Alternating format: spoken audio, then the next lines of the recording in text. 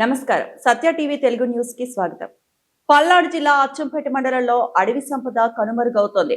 ప్రకృతిని కాపాడాల్సిన అధికారులే అక్రమార్కులతో చేతులు కలిపి అడవిని గుల్ల చేస్తున్నారనే ఆరోపణలు వెలువెత్తుతున్నాయి. అచ్చంపేట బీట్ పరిధిలోని చల్లగిరి గల తాడువాయి, చింతపల్లి ప్రాంతాల్లో యథేచ్ఛగా అడవి చెట్లను నరికి అమ్ముకుంటున్న వైనం ఇప్పుడు స్థానికంగా కలకలం రేపుతోంది. దీనిపై వ్యవసాయ కార్మిక సంఘం మండల సెక్రటరీ కత్తుల గోపీకృష్ణారెడ్డి అధికారుల అవినీతిని ఎండగట్టారు. పల్నాడు జిల్లా అచ్చంపేట మండలం ఒకప్పుడు పచ్చని చెట్లతో కలకల్లాడిన ఈ ప్రాంతం ఇప్పుడు గొడ్డలి వేటుకు విలవిలలాడుతోంది.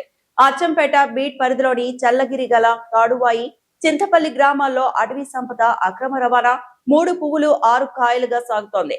ప్రకృతిని రక్షించాల్సిన అటవీ శాఖ అధికారులే వెన్నెముకగా నిలిచి అక్రమార్కులతో కుమ్మక్కై ఈ దందా నడిపిస్తున్నారని వ్యవసాయ కార్మిక సంఘం మండల సెక్రటరీ కత్తుల గోపీకృష్ణారెడ్డి తీవ్రంగా ఆరోపించారు. అధికారుల సమక్షంలోనే విలువైన కలపను నరికి గుట్టు చప్పుడు కాకుండా వాహనాల్లో తరలిస్తున్నారని ఆయన మండిపడ్డారు. గోపీకృష్ణారెడ్డి మాటల్లో అటవీ శాఖ అధికారులు అవినీతికి పాల్పడుతూ అక్రమ రవాణాకు సహకరిస్తున్నారు.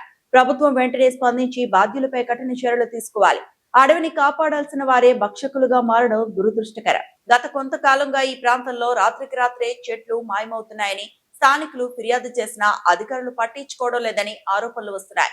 అసలు ఈ అక్రమ వ్యాపారం వెనుక ఉన్న ఆ పెద్ద చేయి ఎవరిది? అటవీ శాఖలో ఉన్న ఏ అధికారి వీరికి అండగా ఉంటున్నారు? ఇప్పటికైనా జిల్లా ఉన్నత అధికారులు స్పందించి అచ్చంపేట అటవీ సంపదను కాపాడుతారా లేదా అన్నది వేచి చూడాలి. అచ్చంపేటలో అటవీ దోపిడీ అధికారుల అండతోనే కలప రవాణా. అచ్చంపేట పల్నాడు అచ్చంపేట మండలంలోని అటవీ ప్రాంతం అక్రమార్కుల పాలిట వరంగా మారింది. ముఖ్యంగా అచ్చంపేట బీట్ పరిధిలోని చల్లగిరి గల తాడువాయి, చింతపల్లి అటవీ ప్రాంతాల్లో విలువైన చెట్లను నరికి కలపను తరలిస్తున్నారు. అవినీతి ఆరోపణలు అటవీ శాఖ అధికారులకు మామూలు అందుతున్నాయని, అందుకే వారు అక్రమ రవాణాను చూసి చూడనట్టు వదిలేస్తున్నారని వ్యవసాయ కార్మిక సంఘం ఆరోపిస్తోంది. చెక్ పోస్టులు ఉన్నప్పటికీ కలప లోడ్లతో వెళ్లే వాహనాలు ఎలా బయటకు వెళ్తున్నాయి? అధికారుల అనుమతి లేకుండా ఇది సాధ్యమేనా? తక్షణమే ఈ వ్యవహారంపై విచారణ జరిపి అక్రమాలకు పాల్పడుతున్న అధికారులను సస్పెండ్ చేయాలని, అటవీ సంపదను పరిరక్షించాలని కత్తుల గోపీకృష్ణారెడ్డి డిమాండ్ చేశారు. అక్రమార్కులకు సహకరిస్తున్న అటవీ శాఖ అధికారి, అతనికి వెన్ను కాస్తున్న రాజకీయ రాబందుపై వరుస కథనాలు. చెట్టు కాదు, మేము పాల కోసం అని లోపలికి వస్తే అసలు ఇంచుమించు ఒక 10, 15, 20 చెట్లు నరుకుతూ 10, 20 చెట్లు నరికి ఉన్నాయి. సామాన్యుల మీద అయితేనేమో ఒక చట్టం, ఈ అధికారులకి ఇంకో చట్టమా? అసలు ఎందుకు జరిగిందనేది ఈ రోజు కానీ దీని మీద క్లారిటీ ఏ అధికారులు చూసారా చూడలేదా? అసలు ఈ బీట్లో ఈ ఫారెస్ట్ అధికారులు పని చేస్తున్నారా చేయట్లేదా?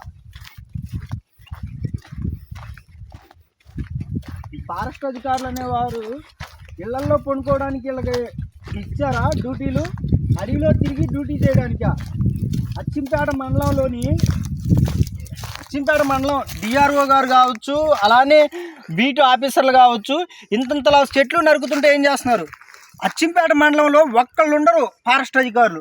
ఇంత ఘనంగా ఈ అడవి అంతా పాడైపోతూ ఉంటే వీళ్ళ ఫైర్ లైన్స్ అని, చెక్ డ్యామ్లని, నర్సరీలని లక్షల బిల్లు. తొందరలో ఆర్టీఐ యాక్టేస్ కానీ వీటికి సంబంధించిన రికార్డు అంతా బయటికి తీసి ఈ బహిర్గతం చేయాల్సిన అవసరం ఉంది. ప్రజలకి సమాధానం చెప్పాల్సిన అవసరం కానీ మీకు ఉంది ఫారెస్ట్ అధికారులరా. ఈ అచ్చంపేట మండలం డిఆర్ఓ గారు, కుసుమ్ కుమారి గారు, అలానే బీట్ ఆఫీసర్లైన సన్నీ శ్రీనివాసరావు గారు, కేశరత్నం గారు, ప్రతి ఒక్కళ్ళు గుర్తుపెట్టుకోవాల్సిన విషయం. చూడండి ఎన్ని చెట్లు, ఇప్పుడు మీరు చూసినే 4 చెట్లు ఇంకా ఉన్నాయి నరికి, అది అక్కడ కానీ చూడండి కనపడుతూ ఉన్నాయి.